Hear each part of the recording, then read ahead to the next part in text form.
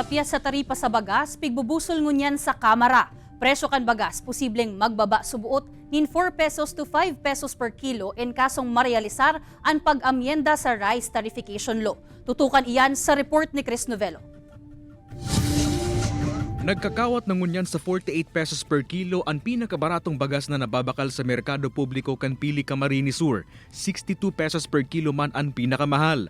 Mas mababa na subot inining 3 pesos per kilo kung ikukumpara kan daipan nagpupuon ang harvest season.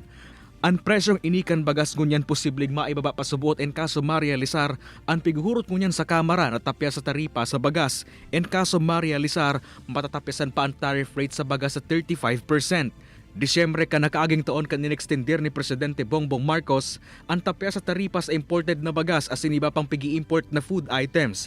Paborable man subot digdian mga paratyanda asin konsumidor urog pang may mga nababakal na imported rice sa pirang merkado. Siyempre nag-import, mostly po man. Ang iba nga ni digdi talagang hali sa Vietnam. Mahal pag iraray sa mayong hanap buhay.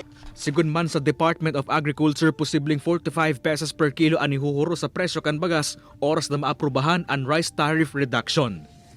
Kaibanan si Javel Obiso, Chris Novello, Balitang Bicolandia.